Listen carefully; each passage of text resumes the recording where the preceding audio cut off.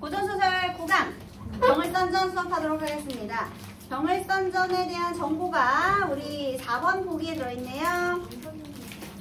4번의 보기를 읽어보겠습니다. 정을선전의 서사는 남자 주인공인 정을서가 총열 부인 유추연의 애정 성취와 가정의 안녕축으로 진행되는데, 무슨 소설이다? 가정소설이구나를 알 수 있네요, 여러분. 그러면 조선시대의 가정소설은 대부분 어떤 구조로 되어 있느냐? 전반부는 전처의 소설을 계모가 학대하는 내용이 담긴 계모형 가정소설의 구성으로. 여러분, 전반부는 어떤 구성? 계모형 가정소설. 자, 계모형 가정소설은요, 계모와 전처, 소생. 아들일 수도 있고 딸일 수도 있어요. 계모와 전처, 소생 간의 갈등. 그러니까 전부인 자식이랑 계모랑 갈등하는 내용이죠. 그 다음에 이걸 통해서 어떤 내용을 드러낼까? 아마 애정의 성취. 가정소설인데 이제 혼사 장애담이 등장하는 거죠. 이것을 극복하고 애정을 성취하는 내용으로 드러나 있대요. 또 후반부는 일부다 처지의 문제로 인한 여인들의 갈등이 드러나는 쟁총형 가정소설. 쟁총형은 뭐냐면요, 처첩 간의 갈등이요. 이게 사실 여러분 조선시대의 가정소설의 배경을 알아야 돼요. 우리 아무래도 일부다 처제 속에서는요, 여인들끼리 갈등이 없을 수가 없어. 왜냐하면 일단 재산 문제도 있죠. 내가 자식을 낳으면 자식이 여러 명이면 재산 문제, 집안의 권력 문제, 그리고 시기와 질투가 없다는 게 말이 됩니까? 인간인데. 그래서 애정을 독차지하기 위한, 그리고 재산을 차지하기 위한 갈등이 무조건 있을 수밖에 없어요. 자, 그러면 가정소설의 결말을 무조건 어떻게 해야 돼요? 그래, 무조건 해피엔딩이 되려면 뭘 강조해야 돼? 인과응보를 강조해야 되겠죠. 분명 선인과 악인이 나올 거야. 그런데 여기에서 이 가정소설을 통해서 봐봐, 니네 시기 질투하고 전처소생 못살게 울고 하면 너네만 손해야를 강조해야 돼요. 그래서 얘는 유교적인 결말, 그 다음에 교훈적인 결말을 이끌어낼 수밖에 없어요. 그래서 여러분 얘는요, 이 소설을 통해서 사회 안정에 기여하려는 목적도 있었습니다. 우리 사회를 교화하려는 목적이 있었어요. 그래서 반드시 이런 인과응보적인 결말이 있어야 돼요. 네, 자, 그 다음에 여기에서는 결국 쟁총형 가정소설을 통해서 뭘 추구해요? 가정의 안녕, 가정의 평화를 추구한다. 이렇게 되겠네요.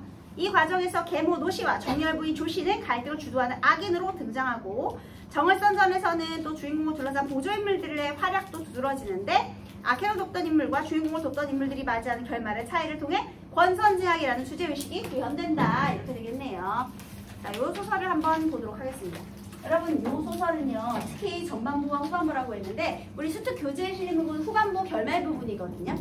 근데 사실 이 정을선전은 몇 년 전에 또 수특에 실린 적이 있어요. 그때는 언제 나왔느냐? 전반부가 나왔습니다.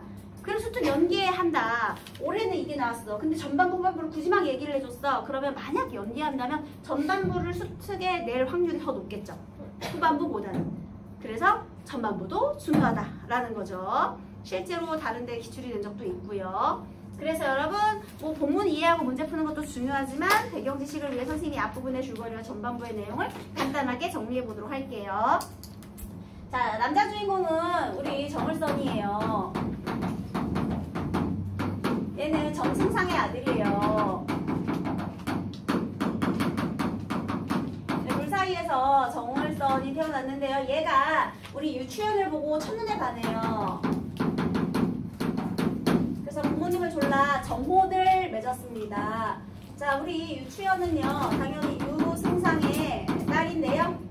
유승상, 이 유추연이 엄마가요, 얘를 낳고 3일 만에 돌아가셨어요. 그래서 이 집에 이제 계모인 노씨가 들어왔거든요. 그런데 이 계모 입장에서 얘가 너무 잘난 전처의 딸, 재수가 없는 거죠. 질투를 하는 겁니다.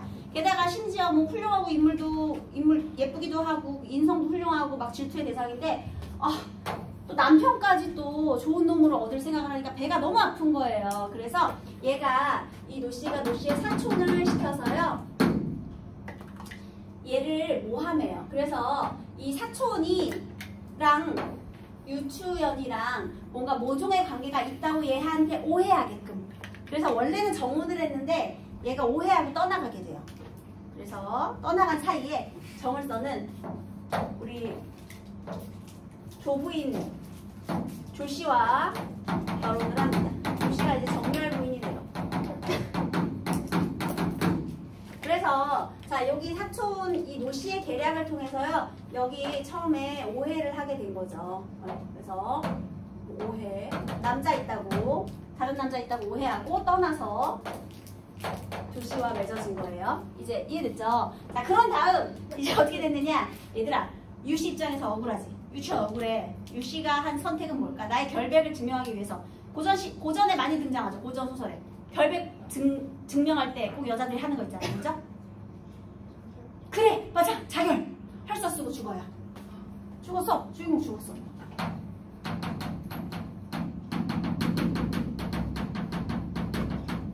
나의 결백을 증명하기 위해서 죽었어요. 자 그 다음에 이 동네가 이제 어떻게 됐느냐 억울하다 귀신이 출현하기 시작해요 여러분. 그래서요 결국 이 노씨는 천벌받아 죽습니다. 그리고 이 동네의 사람들 다 죽어요. 왜? 귀신이 출몰하는 마을이 됐거든요. 그래서 이 마을 자체가 폐허가 돼요. 그래서 여러분 이게 굉장히 내용이 이상하네. 그지? 여러분 얘는 유교적이고 교훈적인 특징도 있지만 이렇게 전기적인 특징도 플러스 전기적인 요소가 같이 들어가 있어요. 그래서 죽어가지고 얘가 마을이 폐허가 되고 막 귀신 나오고 그러니까요. 결국에 천자가 얘를 보내서 야 어떻게 된 건지 한번 가봐라 해결을 하려고 해요. 그때 우리 유씨의 그 유모가 있는데 그 유모가 혈서를 가지고 있었거든요. 그래서 그걸 얘한테 전해줘. 그래서 정을선이 아 내가 오해였구나. 그래서 이 정을선이 돌아와서 얘의 억울한 사연을 풀어주고요. 선인을 통해 얻은 약으로 얘를 다시 회생시킵니다. 그래서 억울함을 풀어주고 약을 먹여서 회생시키고 얘를 충렬부인에 보내요. 그래서 다시 충렬부인 되기까지의 과정 이게 바로 전반부의 내용 되겠습니다. 그래서 이 전반부의 내용이 뭐예요? 계모형 가정소설. 그래서 계모형 가정소설에서는 누구 노씨와 유추연 사이의 갈등 이렇게 되겠습니다. 계모와 전처 사이의 갈등이네요. 그죠? 왜 이렇게 돌아갔죠? 자 이렇게 됐고요. 자 그 다음 이제 후반부의 내용입니다. 자 먼저 결혼했던 조씨 입장에서 요년이 또 탐탁치가 않죠. 그래서 이 조씨가 안 되겠다. 저 정적을 제거해야겠다 라고 마음을 먹는데요. 특히 이 정을선이가 전쟁에 참여를 하게 돼요. 여기서 잠깐 우리 원래 고전소설에 전쟁이 소재로 등장을 하면 군담소설이라고 하잖아요. 그런데 자 얘가 이제 전쟁에 나아간 거예요. 정을선이 잠깐 전쟁에 나가요. 그래서 서흉을 정복하러 갑니다. 자 그러면 보통 전쟁이 소재로 등장하면 다른 군담소설에서는 어떤 내용이 등장하냐면요. 전쟁의 자세한 묘사 아니면 전기적 묘사를 통해서 영웅의 활약을 강조하거든요. 그래서 인물의 비범함이나 영웅적인 활약을 펼치는 그런 요소들이 등장을 하는데요. 여기선 아니에요. 여기서는 전쟁이 굉장히 요약적으로 제시가 되어 있어요. 자세하게 안 나와 있어요. 왠지 아세요? 여기에서는요. 다른 군담소설과는 다르게 영웅의 활약 이런 게 아니라 이런 걸 펼치려는 것이 아니라 전쟁으로 인해서 얘가 가정을 비우게 되는 거야. 그러면 가장이 없으니까 얘가 더 나쁜 계교를 펼칠 기회가 되는 거죠. 그래서요 이 전쟁이 영웅의 활약을 펼치는 요소가 아니라 가정 내 갈등이 고조되는 계기가 되는 거예요. 그래서 이 전쟁의 역할도 여러분 잘 기억을 해두세요. 이게 지금 어디냐면은요. 그 중략 부분 줄거리, 그 앞부분의 줄거리에 지금 해당하는 내용들이거든요. 그래서 이렇게 됐고요. 그 사이에 또 무슨 일이 있었니? 얘가 전쟁에 참여해서 집을 비운 사이에 조씨가 모략을 꾸며요. 그래서 어떤 모략을 꾸몄는지는 이제 본문에 나오기 때문에 조금 본문을 읽으면서 더 자세히 공부해 보도록 하겠습니다. 지금 얘가 쫓아난 상황이에요. 유부인 쫓겨난 상황이고요. 하루는 기운이 쇠지나요. 죽기에 임하였더니 문득 해산하니. 얘들아, 해산이 뭐야? 우리 해산 바가지에서 배웠잖아. 해산이 뭐죠? 애 낳았어. 아, 임신 중이었던 거야. 충렬 부인이 임신 중이었어요. 여러 날 굶은 산모가 어찌 살기를 바라리오. 정신을 수습하여 태어난 아이를 보니 곧 남자이거늘. 일일비하여 탄식하고 한탄하기를. 일단 일희일비. 남자아이를 출산하였으니까, 아들을 출산하였으니까 기뻐요. 근데 왜 탄식해? 지금 너무 어려운 상황에 처해 있잖아. 그러니까 탄식해야죠. 박명한 죄로 금섬이 죽고 월매 또한 죽기에 이르렀으니, 죽기 직전이니 어찌 참혹하지 아니하리오 하고 이르되. 자, 지금 나의 위기. 자, 충렬 부인을 도와주는 사람은 바로 금섬과 월매라는 신이에요. 그래서 얘네들이 조력자가 되는데요. 사실 얘가 어려움에 처했을 때 금섬이 유부인 대신 죽었거든요. 유부인의 옷을 입고 유부인인 척 죽었어. 그래서 대신 죽음을 택한 아주 충직한 시비로고요. 월매도 지금 유부인의 도주를 도와요. 돕고서 지금 얘가 지금 여기에 이런 말이 있죠. 하고 아이를 안고 이르되 네가 살면 내 원수를 갚으려니와 이 지함 속에 들었으니 뉘라서 살리리요. 지함이 구덩이 동굴이거든요. 땅 파가지고 지금 산속에 숨어서 지내요. 그래서 지금 월매가 그 도주를 도와준, 그래서 얘도 도움을 주는 그런 인물입니다. 그래서 둘 다 굉장히 충성스럽고요. 그러니까 충직하고 그 다음에 신의를 지키는 그런 인물들이 되겠습니다. 하며 목이 메어 탄식하니 그 부모의 참혹함과 슬픔을 이루 측량치 못할러라. 여러분, 여기 괄호해 볼게요. 부모의 참혹함과 슬픔을 이루 측량치 못할러라. 우리 고전소설에 등장하는 이런 것을 서술자의 개입이라고 불러주죠. 2번의 보기를 보겠습니다. 고전소설에는 서술자가 직접 개입하는 경우가 많이 있다. 서술자는 인물의 행위나 상황에 대해 가치 판단, 감정 표출 등의 반응을 보이기도 하고요. 자, 서술자가 개입해서 어떤 역할을 하느냐. 첫 번째, 가치 판단, 감정 표출. 우리 이런 것을 특히나 편집자적 논평이라고 불러주죠. 그러니까 사실 편집자적 논평은요, 조금 좁은 개념이죠. 서술자의 개입이 조금 더 포괄적이고 넓은 개념이에요. 그러니까 서술자가 개입을 해서 편집자적 논평을 해주는 거고요. 또 하나, 서술자가 개입해서 어떤 기능을 하느냐. 두 번째, 줄거리를 요약하고 앞에서 벌어진 사건을 정리해주기도 한답니다. 그리고 세 번째는 미래에 일어날 사건을 제시하기도 하고요. 네 번째는 서사의 흐름을 의도적으로 차단하며 전개 속도를 조절하기도 한다. 차설하고 막 이런 거 있잖아요. 각설하고 이런 것들. 그런 게 이제 이야기의 흐름 끊으면서 지연시키는 거죠. 자, 이런 기능들을 한답니다. 자, 중략 부분에는 어떤 일이 있느냐. 얘가 이제 주고요. 금섬의 오빠가 이 유부인의 편지를 들고 정을선을 찾아가요. 전장으로 찾아가서 얘가 전쟁이 끝나고 그 다음에 이 편지를 받고 집으로 황급히 돌아오게 됩니다. 원수가, 얘들아, 원수는 장군인 거 아시죠? 정을선 말하는 거예요. 청송말을, 푸른 말을 채찍질하여 필마 단기로 3일 만에 황성에 득달하니라. 그래서 말을 타고 혼자서 왔대요. 이때 조씨가, 조씨 정렬 부인이에요. 여러분, 충 들어가는 사람이 착한 사람입니다. 정렬 부인인 조씨가 형틀을 차리고 월매를 잡아내어 형틀에 올려매고 어미 취재하며 유부인의 간 곳을 묻되 어디다 숨겼어? 하는 거죠. 종씨 마침내 승복하지 아니하고 죽기를 재촉하는지라.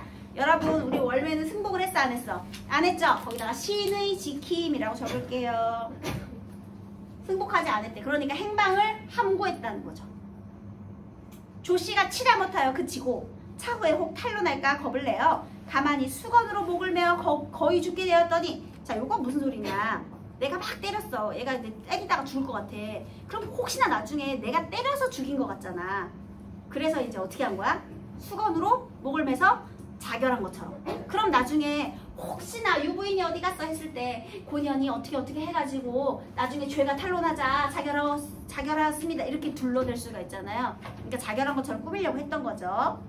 그런데 그때 마침 또 누가 등장해? 뜻밖의 승상이 필마로 들어와 말에서 내려 정이 들어오더니 문득 보니 한 여자가 백목으로 목을 메었거니 놀라 자세히 보니 바로 월매라. 그래서 자 우리 금섬 오라비의 편지를 받은 정을선이요. 사연을 알고 요 전쟁에서 귀국을 하게 돼요. 급히 돌아왔어요. 얘가 돌아와서 한 것이 이제 월매구추라고요. 그 다음 바삐 끌러놓고 살펴보니 몸에 유혈이 낭자하여 정신을 모르는지라 죽게 생긴 거죠. 고문당해서. 즉시 약을 흘려넣으니 이슥한 후 시간이 경과한 후 정신을 차려 눈물을 흘리며 인사를 차리지 못하니 승상이 불쌍히 여겨 약물로 고호함에 쾌히 진정하거늘 원수가 연고를 자세히 물으니 월매가 이에 금섬이 죽은 일과 이제 유부인 대신 죽었죠.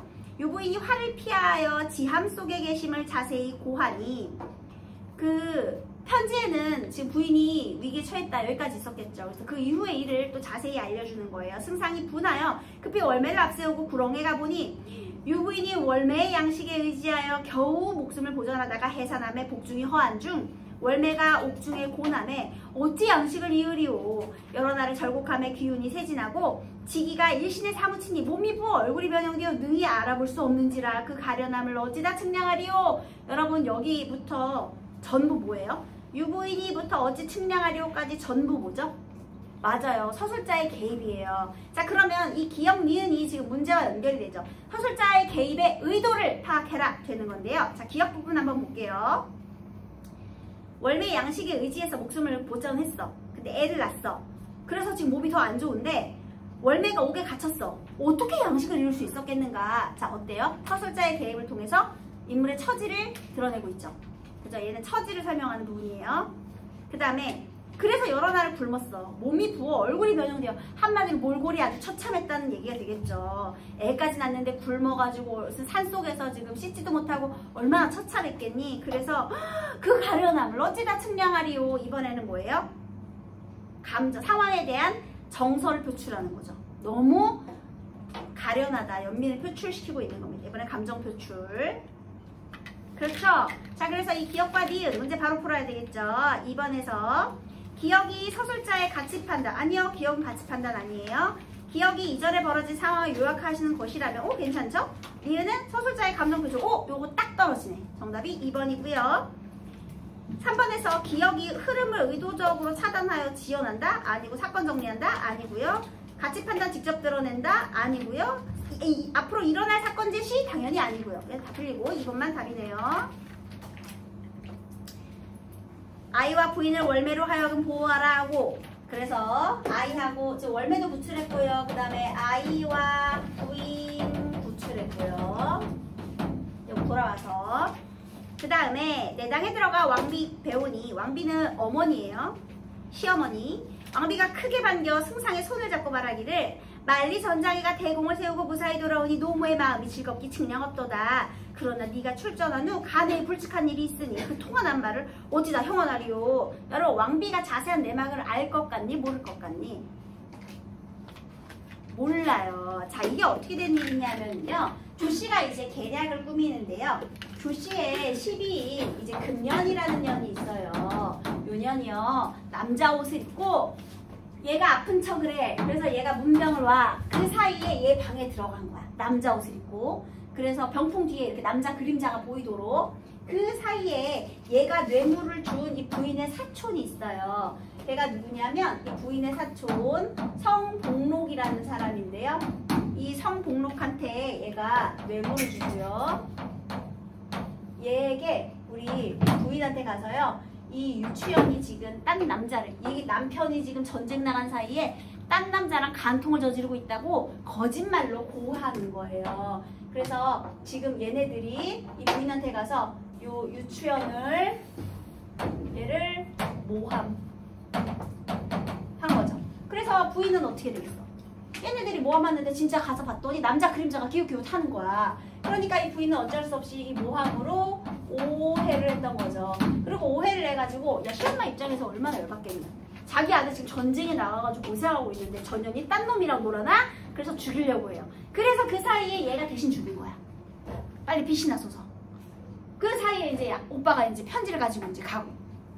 그랬는데 거기에서 이제 대신 죽었는 줄 알고 끝났는데 이 시체가 유부인의 시체가 아니라는 걸 알게 된 거예요. 그래서 월매를 잡아다가 고문하면서 진짜 유부인 어디 갔느냐 하면서 지금 치도곤을 치르는 중이었던 겁니다. 이런 상황이었어요. 그래서 간에 불측한 일이 있으니, 불측한 일이라는 건 유부인이 다른 남자와 내통했다는 오해 되겠습니다. 이 불측한 일의 내용을 구체적으로 여러분들이 추리해서 물어볼 수도 있겠죠. 추리하는 내용을 물어볼 수도 있겠죠. 그래서 유부인이 다른 남자와 내통했다고 오해 중이에요. 오해. 그렇게 말하자 승상이 고하기를 모치는 마음을 진정하옵소서. 처음에 충렬의 방에 간부 있음을 어찌 알았으리요? 자, 엄마 진정하고, 그러면 그 방에 딴 남자 있는 건 어떻게 알았어? 물어보는 거죠. 간통남, 간부. 노무의 서사천 복록이와 이리이리 하기로 알았노라. 이리이리 줄쳐볼래요? 일단 복록 세모하시고요. 나쁜 놈이니까. 그거 복록이 얘기해줘서 알았지. 자, 이제 복록의 연류를 밝혀냈죠. 얘가. 복록의 죄를 알게 됐고요. 그쵸? 그 다음에 이리이리. 얘들아, 이런 게 바로 생략이거든요. 그래서 자세한 내용을 또 설명하면 지루해지잖아요. 생략을 통해서 사건 전개 속도를 높이는 겁니다. 지금 여기엔 나오지 않았는데 이 이리이리 여차차 이런 생략된 표현의 기능을 물어보는 문제도 출제가 된 적이 있거든요. 수능엔 아니지만 모의고사에. 그래서 이리이리는 생략도 할 수 있고요. 만약에 앞으로 내내들이 막 개교를 꾸며 그러면 여차여차해서 이리이리해서 그리그리해서 그렇게 하도록 하자라고 앞으로 일어날 일을 막 생략하잖아요. 그러면 걔는 사건 전개 속도를 높이는 게 아니라 독자에게 흥미를 유발하는 거죠. 그런 기능을 할 수도 있겠죠. 궁금증을 유발시키고 그 내용이 뭔데 막 이렇게. 그리고 전에 나온 내용을 다시 한번 받는다면 그건 이제 사건 전개 속도를 높이는 거고요. 지루함을 없애려고. 네, 그 다음 승상이 대오하여 복록을 찾으니 복록이 간기가 발각되어 두려워하여 벌써 도주하 여건을 도망쳤어요. 승상이 외당에 나와 형틀을 배설하고 옥조를 잡아들여 국문하되 이제 신문하는 거죠. 너희들이 옥중에 죽은 시신이 충렬 부인인지 아닌 줄 어찌 알았으며 그 말을 누구더러 하였느냐? 은이치 말고 바른 대로 하래라. 숨기지 말고 말하래요. 소인들이 어찌 알았겠습니까마는 염습할 때 보니 얼굴과 손길이 곱지 못하여 부인과 다름을 소인 등이 의심하여 서로 말할 적에 정렬 부인의 시비 금년이 금년세모 마침 지나다가 듣고 묻기에 소인이 안면에 얽매여. 그럼 이미 아는 사이라는 거죠. 말하고 행여 누설치 말라 당부할 뿐이요 후일은 알지 못하나이다. 그러니까 소인들 입장에서 어때? 아니 우리가 이렇게 연습하다 보니까 얼굴이랑 손이 부인이 아닌 것 같아. 곱지가 않아. 그래서 말한 것 뿐이에요. 우린 몰라요. 억울하다 얘기하는 거죠. 우린 아니다. 그래서 여기서 또 금년의 연류도 밝혀낸 거죠. 복록이 연류되어 있음, 금년이 연류되어 있음 차근차근 알아가는 과정입니다. 또 이번에 금년을 바삐 잡아들이라 호령하니 노복등이 황황하여 금년을 잡아다 계단 아래 꿀리니 보성 높게 묻기를 큰 소리로 묻기를 너는 옥조의 말을 듣고 누구에게 말하였느냐? 어우 무섭죠. 그냥 차근차근 좁혀오고 있어요. 금년이 혼비백산하여 아뢰기를. 자 이제부터 금년이 고백을 합니다. 자 우리 그 죄상을 고백해요. 괄호하겠습니다. 정렬 부인이 금은을 많이 주며 개교를 가르쳐 남복을 입고 충렬 부인 침소에 들어가 병풍 뒤에 숨었던 일과 그 간부의 정체가 누구였다? 금년이었다. 금년이 남자 옷으로 입고 그 간부인 척했던 거죠. 간통남. 또 정렬 부인이 거짓 병든 체함에 충렬 부인이 놀라 문명하고. 얘들아 정렬 부인은 왜 거짓으로 꾀병을 부렸을까요? 그래야 충렬 부인을 방 밖으로 끄집어낼 수 있으니까. 얘가 나가야 남자 옷을 입은 금년이 얘 방에 침투를 할 거 아닙니까? 그죠? 그래서 이런 개교가 있었던 거야. 탕약을 갈아들여 밤이 깊도록 간병하시니 정렬 부인이 병이 잠깐 낫다 하고 충렬 부인더러 그만 침소로 가소서 하니 충렬 부인이 마지못하여 침실로 돌아가신 후 조부인이 성복록을 청하여 금은을 주고 왕비 침전에 두세 번 참소하던 말을 자초지정 낱낱이 고하니 괄호 닫으세요. 여러분 얘가요 막 화내니까 이 금년이가 어떻게 했어? 죄목을 낱낱이 고했죠. 그쵸? 그래서 얘가요 그 누명을 씌운 과정을 지금 자백하는 그런 부분이 요약적으로 제시되고 있습니다. 누명 씌운 과정 자백. 지금 그 금년의 말은 아니지만요. 그걸 요약적으로 금년이 어떻게 해서 누명을 씌우게 되었는지 그 과정을 요약적으로 제시하고 있죠. 자백했던 부분, 그냥 누명 씌운 과정을 요약적으로 제시하고 있다. 이렇게.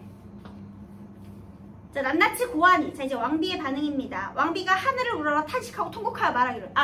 자, 왕비가 진상을 알게 된 건 언제? 금년의 자백을 듣고죠. 그 전까지 몰랐던 거야. 그냥 오해만 하고 있었던 거죠. 그래서 내 불명하여 악녀의 꾀에 빠져 애매한 충녀를 죽일 뻔하였으니 무슨 낯으로 현부를 대면하리요. 현부는 현명한 며느리예요. 하고 슬퍼하니 이는 모칠의 허물이 아니었고 소자가 집안을 다스리지 못한 죄오니 바라온건대 모치는 신여치 마소서. 아유, 또 효자죠. 엄마 나 아무 잘못이 없다. 내가 집안을 제대로 다스리지 못한 죄다. 이렇게. 네. 그래서 여기에서는 그 누명을 그 유부인의 누명을 벗김 이렇게 되는 겁니다. 그래서 이때서야 부인이 처음에 오해했음을 알고 이제 미안해하게 되었다 이렇게 되는 거죠. 그 다음 왕비가 눈물을 거두고 침석에 누워 일어나지 아니하니 심약해요. 충격받아 알아누운 거죠. 승상이 재상 위로하고 즉시 조씨를 잡아들여 개아에 굴리고 크게 꾸짖어 말하기를 네 죄는 하늘 아래 서지 못할 죄니 입으로 다 옮기지 못할지라 죽기를 어찌 일시나 용서하리오마는 사사로이 죽이지 못하리니 천자께 주다라고 주리리라. 한마디로 내가 너를 사사롭게 처다는 못하고 우리 법대로 하자 이런 얘기죠. 천자께 고하고 법대로 하리라. 이렇게 조씨가 애달파 가로되 첩의 최상이 이미 탈로 되었으니 상공이 임의대로 하소서. 여러분 여기 줄 쳐볼래요? 첩의 최상이 이미 탈로 되었으니 상공이 임의대로 하소서. 이상하게 그 평가원에서 오답 만들 때요. 얘가 지금 자기의 죄를 어떻게 한 거야 얘들아? 인정한 거지. 이런 부분에서 오답을 많이 만들더라고요. 죄를 인정하지 않고 뭐 이런 식으로. 근데 죄를 인정했죠. 그런 거. 그래서 자신의 죄를 인정한 겁니다. 근데 막 죄를 인정하지 않는 식으로 그런 오답을 좀 많이 만들더라고요. 그래서 그것도 한번 눈여겨보시고. 그러니까 체념한 거죠. 자기 죄를 인정하고요. 승상이 도하여 큰 칼을 씌워. 이게 목에 씌우는 거. 옥에 가둔 후 상소를 지어 천정 이제 그 궁궐로 올리니 승상 정을 써는 돈수백 빼앗고 이제 머리를 조아리면서 절하는 거예요. 성상 탑전에 올리나이다. 신이 황명을 받자와 한번 북으로 가서 얘들아 괄호할게. 서융에게 항복받고 백성을 진무하온 후 백성을 어스른 후 회군하려 하옵더니 괄호 닫으세요. 얘들아 전쟁에서 공 세운 게 이렇게 요약 제시되어 있는 거야. 그러니까 선생님이 아까 뭐라 그랬어? 전쟁이 막 영웅적인 활약, 자세한 묘사를 통해서 영웅적인 활약을 두드러지게 하는 것이 아니라 그저 얘가 부재하기 때문에 가정 내의 갈등을 고조시키는 계기로서만 작용한다라고 했잖아요. 저 앞에 중략 부분도 마찬가지예요. 그 전쟁에 얘가 있을 때 얘가 찾아가가지고 금선에 오라비가 편지를 주는 장면에서도 전쟁에서 활약한 장면 그냥 이겼다 이렇게 되게 요약적으로 제시되어 있거든요. 그래서 이런 것들도 기억을 해두세요. 또 신의 집에 급한 소식을 듣고 바삐 올라와 본즉 여차여차한 가변이 있사오니 집안 내 변고가 있었대요. 여차여차 또 줄치세요. 여차여차 생략을 통해서 또 사건 전개 빠르게 하는 거죠. 어찌 부끄럽지 아니하겠습니까? 이 일이 비록 신의 집 일이오나 스스로 처단하지 못하여 이 연유를 자세히 상따라옵나니 원하옵건대 폐하는 극형으로 국법을 쓰시어 죄를 밝혀 다스리시고 신의 집 12금섬이 상절을 위하여 죽었사오니 원운을 표창하시기 바라나이다. 네, 인과응고의 처벌을 바라고 있는 거죠. 여러분 근데 여러분 극형이 뭔지 아세요? 극형은 사형인데요. 대가리 베는 거예요 여러분. 그래서 머리를 참수해야 돼요. 하였고 그 끝에 유씨가 지함에 들어 해산하고 월매에 충의를 힘입어 연명 보전하였음을 세세히 주달하였더라. 상이 본 후에 대경하사 가라사대 승상 정을 써니 국가의 대공을 여러 번 세운 짐의 주석지신이라 중요한 신하라는 거죠. 간에 이런 해괴한 면이 있으니 어찌 한심치 아니하리오. 이에 왕명을 내려 말씀하시기를 정렬과 금년의 죄상이 전고에 짝이 없으니 당장에 참수하라. 자 처음에는 어떻게 하라고 했어요? 정렬 부인 참수 목배라는 거죠. 금년 참수. 그 다음에 전고에 짝이 없다라는 건 무슨 의미냐? 얘들아 전고는 전예와 고사거든요. 그러니까 예전에도 없었던 악인이라는 거죠. 전대미문의 악인이라는 뜻입니다. 하시니 여러 신하들이 알레기를 이 여인의 죄가 중하오나 조왕의 딸이오 승상의 부인이니 차명을 쓰심이 너무 과하오니 다시 점교하사 집에서 사사하심이 옳을까 하나이다. 집에서 사사롭게 죽으려면 대가리를 베는 게 아니라 어떻게 해야 되게? 그렇지! 사약을 내려 죽여라. 여러분 그러니까요. 사약을 내리면 내 개인의 선택으로 죽는 거죠. 그럼 마치 내가 잘못을 뉘우치고 죽는 느낌이잖아. 그치? 근데 참수는 정말 그 남에게 의해서 억지로 당하는 죽음이잖아. 대가리를 치는 거니까 얘들아. 그러니까 신분이 높은 사람들은 이렇게 극형보다는 뭔가 사약을 통해서 좀 간접적인 죽음을 맞이하는 그런 제도가 있었더라. 뭐 이렇게 볼 수 있겠죠. 네, 그래서 사약을 내리라고 해서요. 이제 어떻게 됐는가? 천자가 옳게 여기사 짐이 덕이 부족하여 경사는 없고 변개가 일어나니 매우 참게도다. 비록 그러하나 정렬은 일국 승상의 부인이니 특별히 약을 내려 집에서 죽게 하나니 경은 그리 알고 처리하라. 한마디로 어떻게 한 거예요? 얘는 어떻게 됐죠? 조씨는 결국 사약으로 죽음. 이런 결과를 맞이했죠. 그 다음 금섬과 월매는 고금에 없는 충빈이 충성스러운 그 시비죠. 충렬문을 세워 후세의 이름이 나타나게 하라. 자, 얘네한테는 어떻게 했어요? 충렬문을 세워줬죠. 그래서 얘는 포상을 내린 거예요. 여러분 옛날에 이렇게 절개, 뭐 지조, 그 다음에 충의 신이 이런 걸 지킨 사람은 항상 이렇게 문을 세워서 기리거든요. 그게 왜 그러냐면 후대에도 널리 알려서 교훈을 본받게 하는, 그래서 유교적인 특징이 있는 거죠. 이렇게 해야 가정의 평화가 지켜졌다 이런 거죠. 하시니 승상이 사은하고 퇴거하여 즉시 조씨를 수주하여 사약한 후, 그래서 얘는 약 먹고 죽었대요. 금년은 머리를 베고, 금년 어떻게 됐어? 머리 베고 참수. 그래서 이렇게 인과응보의 결말이 드러나고 있네요. 그 나머지 죄인은 경중을 분간하여 다스리고 금섬은 다시 관벽을 갖추어 예로 장례하고 제 부모는 속량하여, 얘 원래 시민이가 천민이잖아요. 근데 부모를 양민으로 만들어준 거예요. 그죠?